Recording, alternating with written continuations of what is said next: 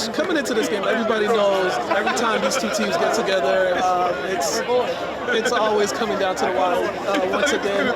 First of all, we'll talk your defense. These guys came in here scoring a lot of points. You were able to slow them down, limit the big plays. Christian McIntyre, both sides of the ball, did a great job just collectively defensively. How were they able to just execute the game plan today? Well, what we try and do is take away what the team does really well. Okay, now they've got a really good tailback. The quarterback did hurt us, and I won't deny it. But when they get into a passing situation, I feel comfortable with our back end of the defense. And so Christian made two great plays. We had a good pass rush, not great. I know we sacked him twice, and some pressure.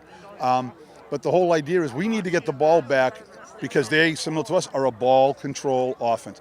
And you saw they got out of their double wing because they weren't as comfortable in it, and they started being induces 2 by 2. They ran a little bit, but throwing the ball. They want to spread you out so they can run. And we were able to capitalize down here on the fumble, which was huge. So I think the defense played well enough. Fourth down, you guys gonna punt it. Timeout's called. Come back, looks like I'm punting it. You guys call the timeout, then you change your mind.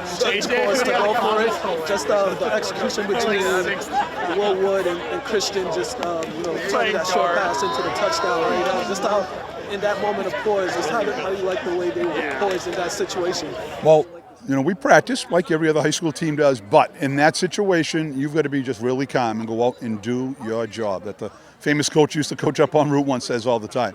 But great poise, complete, and then for him to break a tackle and scoot away, and we needed that. Granted, it would have been a first down to get tackle, but that's huge momentum doing that.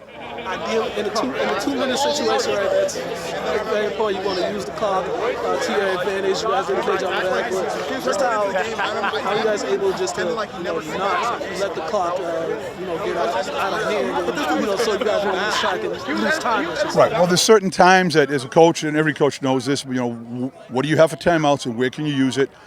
For us, getting a first down, we might have to kill it.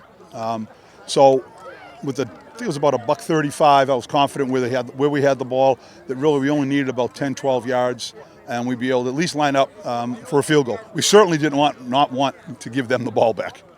I see the field goal. How are you feeling as you walked out there and kicked that field goal? Well, I made sure that nobody talked to him. They called timeout, and it's kind of like talking to that guy who was throwing a no-hitter right in baseball.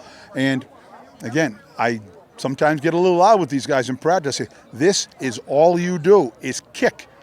But he did a great job. I'm very proud of him and very happy for him as well. Coach, you guys got to keep the momentum going. As you said, Catholic Conference wins. You turn around, you got BC High next week. But, getting this win against them for the first time in about 6-7 years. But now your focus is on BC High because we're in that point of the season where each game is really important. Absolutely. I think that this will help because now they believe. Now they know that they can compete with anybody. All right, arguably the best team in the state. Maybe Springfield Central. We lost to them. And our goal is to get better every week. And I think we got better tonight. Congratulations on the win, Coach. Thank you. Thank you so much. You too.